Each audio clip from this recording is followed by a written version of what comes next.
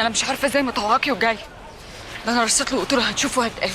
دلوقتي جاي اشحت منه كاني بقول له انا موافقه ان شرفي يبقى قصاده فلوس. اخرسي وبلاش عبط، يتقدم بفلوس يا اختي احسن من ما فيش، وبعدها مش هنحله برضه. مختار فين يا صاحبي؟ معلم مختار في المخزن. كل الكاوتش بكل ال15 دي مرتجع من شركه الصف. انا كلمت مصطفى ناصر، خلي اشرف يكلمه ويظبط معاه كل حاجه. حاضر يا معلم. اتكل انت دلوقتي.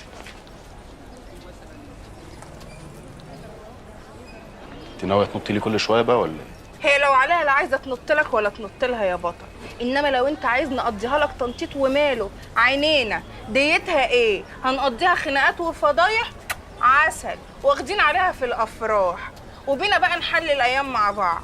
وانت مين بقى؟ صاحبتها وجايه تردحي لي مكانها؟ لا، اختها الكبيره وحكت لي على خستها. بص يا كازانوفا، انت قلت لها تاخد ال1,000,000 جنيه اللي مكتوبين في العقد المضروب مؤخر، وهي ما رضيتش. بس انا قلت لها ليه بقى؟ ان شاء الله هيبقى نصب ببلاش، هيتأدب بيهم الا وايمانات ربنا ما هحلك. لا، ما العرض انتهى وقطعنا اليافطه خلاص. جيتي متاخر، معلش بقى المره الجايه. وده بيسموه ايه بقى ان شاء الله؟ بيسموه كان فيه وخلص. أنا لما قلت لاختك على ال1,000,000 جنيه قلت لها عشان ما يبقاش فيه رغي وتسييح، انما هي سحبت امها وراحت على البيت عندي فخلصت. يلا بقى طرقونا، يلا طرقونا عشان ما علقوش هنا على باب المحل. هو انت يا مختار بتعرف تنام عادي؟ ما بيفرقش معاك اذيه الناس ووجعهم؟ بنام عادي جدا، بس انا ابويا علمني ان اللي يصعب عليا يفقرني. انهي اب فيهم اللي علمك؟ حكى الطبال ولا جوز امك الحرامي؟ بس اسمع ان ما عندكش اب واحد، متعدد الابهات يعني وكده.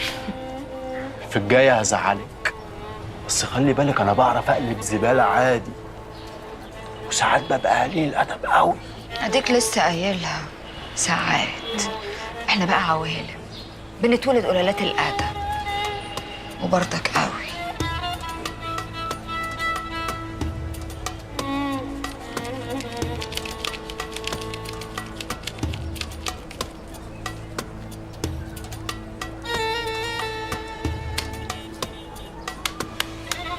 دول 5000 جنيه عشان مجيتك معاها والله، وعشان لما يسألوكي تقولي لهم المعلم مختار ده ابو الكرم. ما نورتوش. شفتي عملتي فينا ايه؟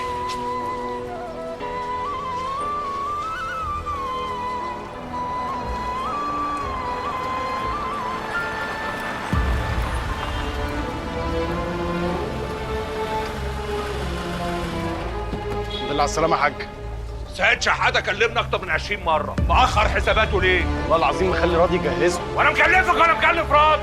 اجري هاته. يلا كل واحد يشوف شغل. حاضر يا معلم. تيجي يا ابني الكراتين دي حالا.